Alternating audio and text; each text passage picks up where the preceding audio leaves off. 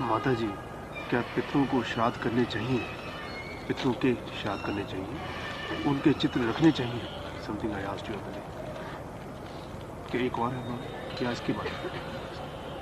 इन्होंने क्वेश्चन किया है कि क्या पितरों के श्राद्ध करने चाहिए और पितरों के फोटोग्राफ्स रखने चाहिए। जब उनकी तेरही होती तब तो करना ही चाहिए श्राद्ध।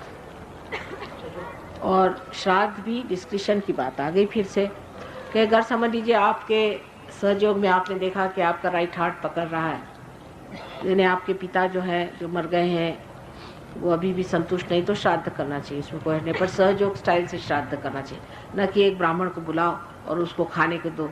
एक बार लखनऊ में हमें पता हुआ कि हमारे जो पूर्वज थे उनका श्राद्ध नहीं हो पाया, तो हमने कहा हम श्राद्ध करेंगे।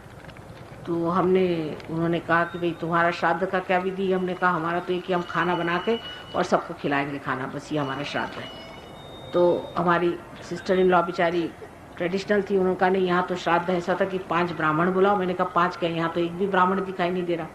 नहीं, उन्होंने कहा है अपने 5 ब्राह्मण वो आएंगे और उनका श्राद्ध करें। मैंने कहा अच्छा बुलाइए।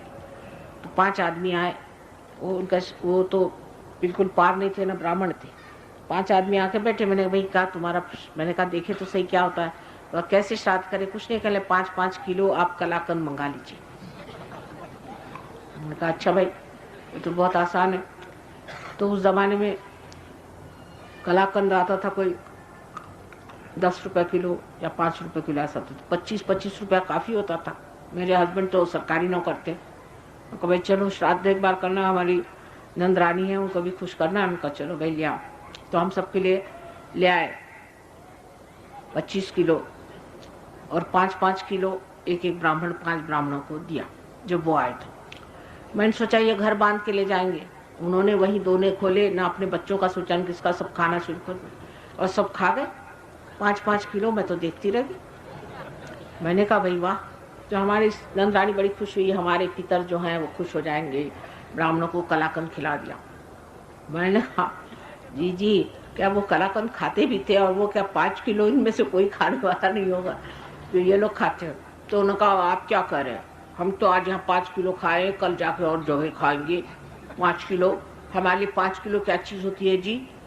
मैंने कहा मान गए आपको, आप असली ब्राह्मण हैं। अच्छा मुझे माफ करिए, हो गया आपका हिसाब किताब? कहले हाँ ठीक हो गया, हम तो 5 किलो से कभी कम खाते ही नहीं, आप क्या बात कर रहे हैं? मैंने कहा सॉरी आप जाइए। इस तरह के श्राद्ध नहीं करने चाहिए। श्राद्ध का भी एक तरीका होता है। दूसरा एक और किस्सा है। सहयोगी एक थे, वो ब्राह्मण है, तो सहयोग में आकर के असली ब्राह्मण हो गए महाराष्ट्र में। तो उनके जो महाराष्ट्र के ब्राह्मण है वो जब हो जाते हैं पार, तो वो कहते हैं अच्छा ये ब्राह्मणों को अब ठीक करना है। जैसे अगर कोई हमारे पास ईसाई आता है तो वो जब देखता है कि सहयोगी है तो सब ईसाइयों पीछे लग जाता है कि तुमको ठीक करना है। कोई अगर सरदार जी आता है तो वो कहता है कि माता जी, हर समय उसको लगता है कि सरदार जी को ठीक करो, मैं सरदार जी ठीक हो गया बाकी के। और सही बात है, अगर आपको वाकई उनके लिए फीलिंग है तो आप चाहेंगे कि सब सरदार जी ठीक हो जाए। तो इसी प्रकार होता है।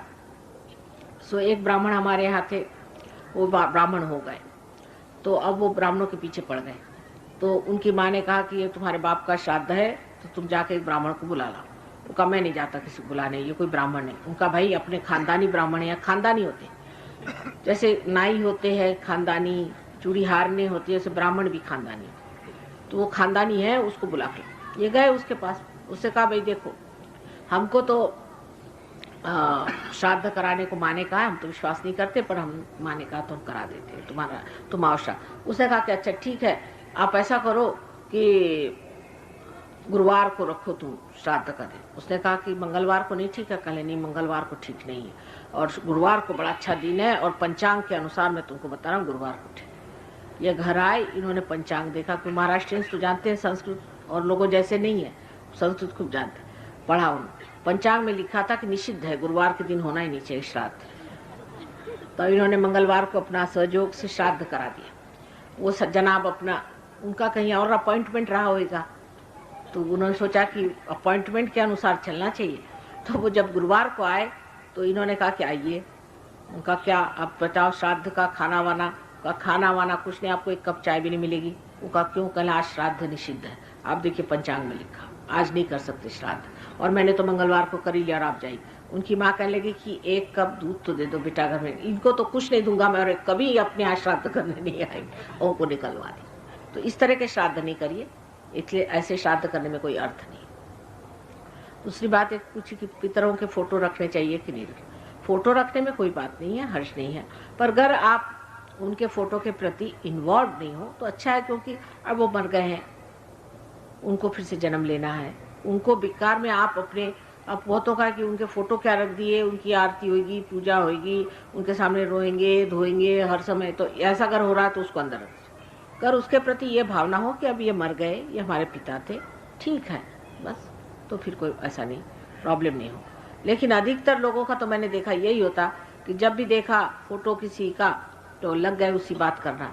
अगर इस तरह की बात हो रही है तो फोटो मत रखिए, क्योंकि फोटो से नुकसान हो रहा है। अगर नुकसान नहीं होता है तो फोटो रखना चाहिए। फिर डिस्कशन की बात आ गई।